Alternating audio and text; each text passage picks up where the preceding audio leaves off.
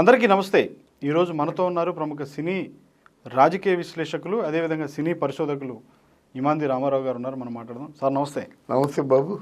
Sir అస్సలు రెండు రోజులు నిన్నటి నుంచి కూడా భయంకరంగా ఒకటే ట్రోలింగు, ఎక్కడ చూసినా కానీ సోషల్ మీడియా అయితే దద్దరిల్లిపోతుంది సార్. పవన్ కళ్యాణ్ గారు చంద్రబాబు గారి భేటీ, ఇద్దరి యొక్క కలయిక. ఆయనేమో పరామర్శించడానికి వెళ్ళానని పవన్ కళ్యాణ్ గారు చెప్తున్నారు. బయటకు వచ్చి మాట్లాడితే వైసీపీ ప్రభుత్వం, ఈ రాక్షస ప్రభుత్వం దేన్నైనా దీన్ని అడ్డుకోవాలనేటువంటి ఒక ప్రయత్నంలో భాగంగానే ఏదో సంథింగ్ ఇట్లాంటివన్నీ కామెంట్స్ వస్తున్నాయి. బట్ వాళ్ళిద్దరు కలయిక ఎప్పుడైతే వాళ్ళిద్దరు భేటీ జరిగిందో, ఈ వైసీపీ మంత్రులు ఒక 6 మొత్తం మీడియా ముఖంగా వచ్చి దానికి కౌంటర్స్ కామెంట్స్ చేయటం చేస్తున్నారు, ప్రెస్ మీట్లు ఇవన్నీ జరుగుతున్నాయి. ఏంటి అసలు బాబు గారు పవన్ కళ్యాణ్ గారి యొక్క భేటీని ఏ విధంగా చూస్తారు మీరు? వాళ్ళు వైసీపీ వాళ్ళు మానసికంగా పవన్ కళ్యాణ్ హర్ట్ అయ్యేందుకు దత్తపుత్రుడు అనే పేరు పెట్టి పరిపరి విధాలుగా వాళ్ళు హింసించారు, లిటరల్గా హింసించారు అన్నమాట. అయినప్పుడు కూడా పవన్ కళ్యాణ్ అదే ఇంతకుముందు యాటిట్యూడ్ ఉన్నట్టయితే చిచి ఆయనతో కలవడం ఎందుకు, నాకెందుకు ఈ పేరు, ఒంటరిగా పోటీ చేస్తాను లేకపోతే ఒంటరిగా పోరాటం చేస్తాను అనుకునేవాడు. కానీ ఆ వ్యూహరచన మారింది. ఏదేమైనప్పుడు కూడా లక్ష్యం నెరవేరాలి, ఆయన తాలూ సంకల్పం సిద్ధించాలి. ఆ కోరికతో ఏం చేశాడు, ఇప్పుడు చాలా జాగ్రత్తగా వ్యవహరిస్తున్నాడు. షార్ట్ టెంపర్ అనే దాన్ని తగ్గించుకున్నారు, షార్ట్ టెంపర్ని బాగా తగ్గించుకున్నాడు. రాజకీయ కార్యాచరణ పట్ల అంటే శ్రద్ధ పెంచుకున్నాడు. కార్యాచరణకు కావలసినటువంటి వనరుల్ని చేకూర్చుకునే దాంట్లో ఒక భాగమే బాబుని మీట్ అవ్వడం. మీట్ అవి ఏం చెప్పాడు, పొత్తుల గురించి ఇప్పుడు మేము మాట్లాడదలుచుకోలేదు, మామూలుగా కలుసుకుందాం అనుకున్నాం, కలుసుకున్నాం, మీ తాలూకు ఆలోచనలు మంచి చెడ్డ మాట్లాడుకుంటాం, కానీ పొత్తుల గురించి మాట్లాడదలుచుకోలేదని చెప్పాం. అదే రాజకీయంగా వ్యూహ రచన. ఇక్కడ వైసీపీ పార్టీ వాళ్ళు ఏం చేశారంటే వాళ్ళు నోరు జారిపోతున్నారు, చీటికి మాటికి నోరు జారిపోతున్నారు అన్నమాట. ఏంటి, ఈ చంద్రబాబు నాయుడు మీద తిట్టిన తిట్లు ఇంకే పార్టీ వాళ్ళు కూడా తిట్టరు, భవిష్యత్తులో కూడా తిట్టబోరు అన్నమాట. ఏమిటండి ఆ తిట్లు, మన బూతులు తిడుతున్నారు అన్నమాట. కనుక దీన్ని కానీ చాలా బాబు గారు ఒక రకంగా చాలా ఓర్పుగా ఉన్నట్టే, ఓపికగా ఉన్నట్టు. కానీ బాబు గారు అంటే చంద్రబాబు తాలూకా ఆ స్టేచర్ని, ఆయన మీద ఇంప్రెషన్ని వీలే పెంచారు. చూడరా ఎంత అమానుషంగా మాట్లాడుతున్నారా బాబు గారి పట్ల, అయ్యో పాప అని చెప్పేసి ఈరోజు చంద్రబాబు నాయుడు తాలూకు సభలకి తండోపతండాలుగా జనం రావడానికి కారణం ఏంటంటే ఆ తిట్లు తినడమే.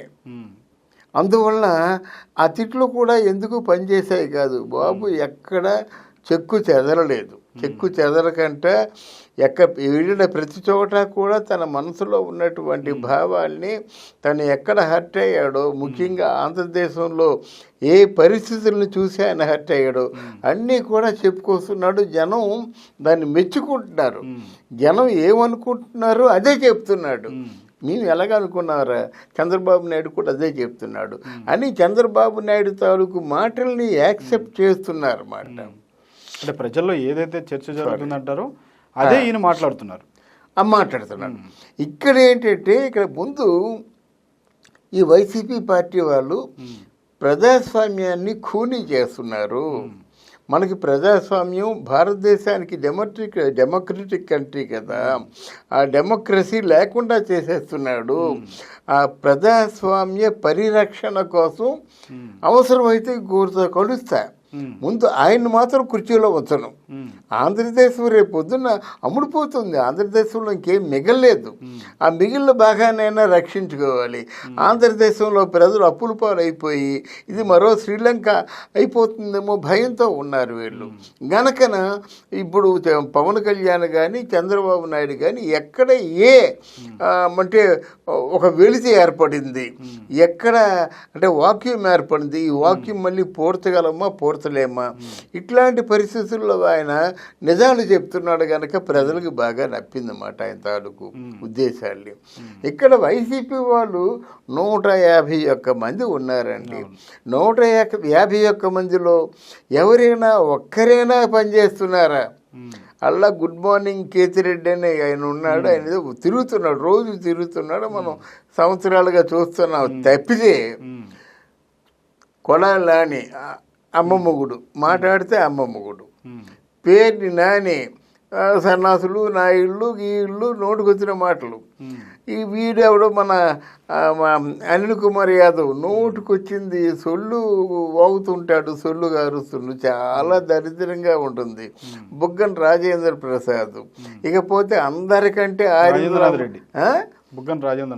రాజేంద్ర ఆయన అంటే అందరికంటే ఎక్కువ వాగేది ఎవరంటే మన రోజా గారు ఎక్కువ వాగుతుంటారు.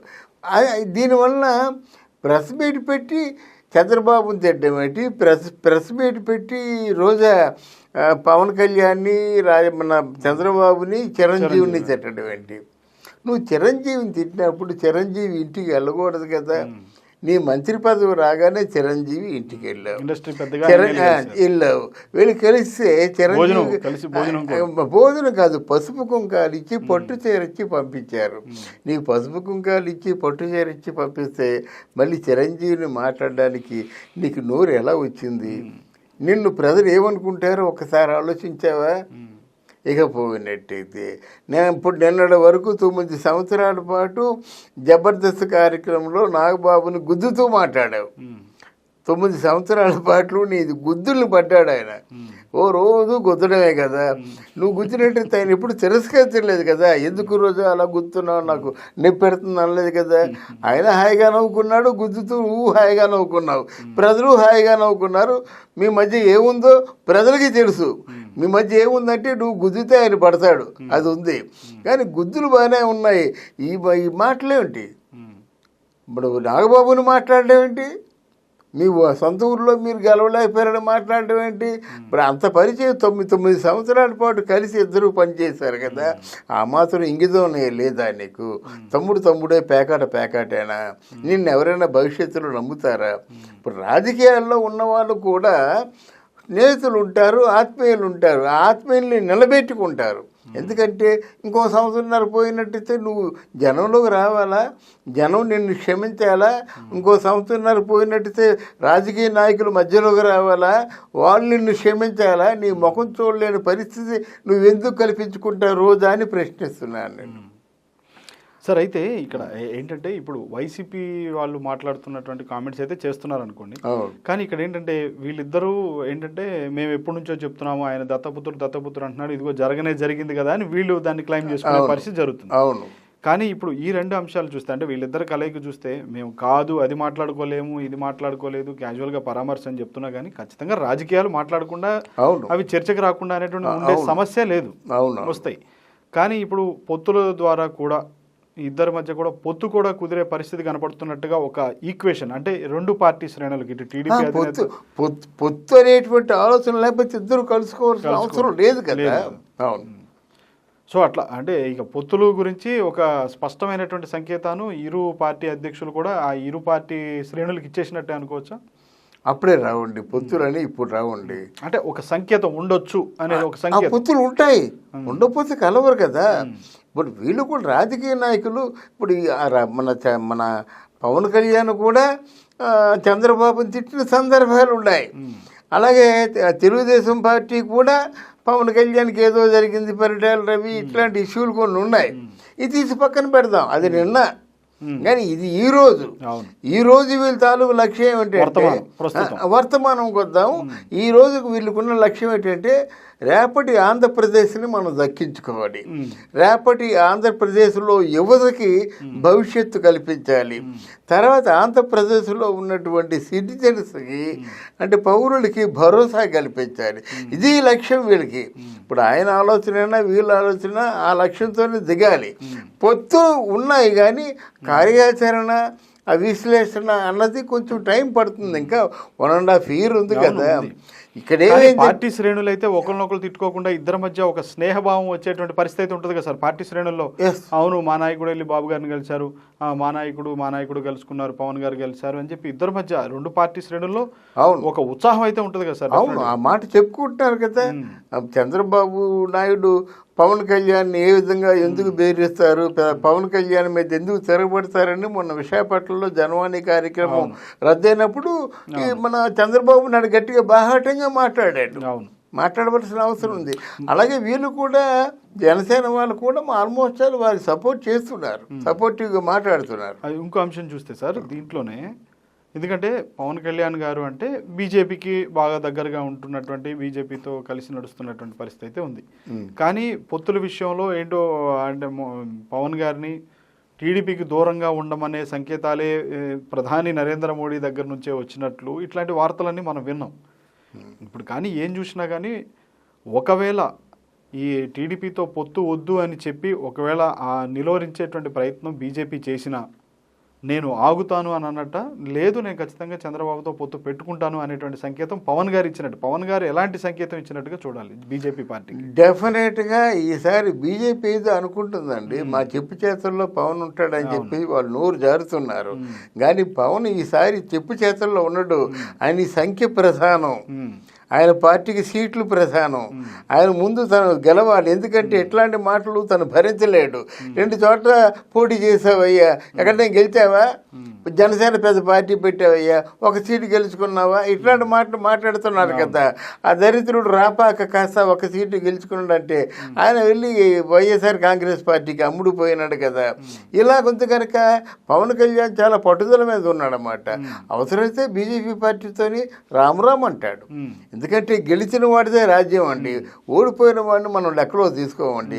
కనుక ఈయన గెలుపు గుర్రాలను మాత్రం నిలబెట్టుకుంటాడు. 10 సీట్లు తప్పకుండా పవన్ కళ్యాణ్ ఖాతాలో ఉంటాయి. సరే, ఏవైతే కామెంట్స్ పవన్ గారి మీద వస్తున్నాయో వాటికి ముందు అడ్డుకట్ట వేయాలనే అది ఉంది. పవన్ కళ్యాణ్ గెలుస్తాడు, పవన్ కళ్యాణ్ తరఫున 10 సీట్లు గెలుస్తాడు. తర్వాత నాకున్నటువంటి ఆలోచన ఏంటంటే, మన ప్రజారాజ్యం పార్టీలో ఒక 18 సీట్లు గెలుచుకున్నాడు మన చిరంజీవి గారు. ఆ 18 సీట్లు ఎటు పోవని నా నమ్మకం. ఒకవేళ ఇఫ్ ఐఎమ్ కరెక్ట్, ఎందుకంటే చిరంజీవి ఇప్పుడు బిడ్డలా పెంచుకున్నాడు కదా పవన్ కళ్యాణ్ని. ఆ బిడ్డ ఆనందం కోసం కాక ఇంకెందుకు చెప్పండి. అంటే రాజకీయంగా ఎదిగిపోవాలి, సీఎం అయిపోవాలి అనేటువంటి ఆలోచనలు ఉంటాయని నేను చెప్పను. కానీ పాడైపోతున్నాడు జనంలో తిరిగి, రాత్రి బావులో కష్టపడుతున్నాడు, నిద్రాహాలు మానేస్తున్నాడు, ఉన్న డబ్బంతా ఖర్చు పెట్టేస్తున్నాడు, పిల్లలకి దాచినటువంటి ఆ డిపాజిట్లు కూడా విత్డ్రా చేసేస్తున్నాడు. ఏమైపోతున్నాడు, రేపు పొద్దున ఏమైపోతాడో భయం కదా. సొంత బిడ్డ అయితే అలాగే అది చూసుకుంటారు. కనుక ఆయన పార్టీలో గెలిచినటువంటి 18 మంది కూడా ఉంటారని అనుకుంటున్నాను. ఈయన 10 సీట్లు గెలుచుకుంటాడు. ఏ విధమైన పటిష్టమైన వ్యక్తి అవుతాడు. భవిష్యత్తులో మాత్రం గవర్నమెంట్ ఫార్మ్ చేస్తాడని నేను చెప్పను, కానీ బలమైనటువంటి ప్రాతినిధ్యం ఉన్నటువంటి నాయకుడు అవుతాడు, కీలకమైన నాయకుడు అవుతాడు. తెలుగుదేశం పార్టీకి మంచి సపోర్ట్ ఇస్తాడు. ఇంకోటి కూడా చెప్తున్నాను, మా తరఫున క్యాన్వేసింగ్ చేయండి అని మన చంద్రబాబు నాయుడు అయినా మా తరఫున క్యాన్వేసింగ్ చేయండి అని ఇక్కడ ఎవరు మన మోదీజీ అన్న చేయడు.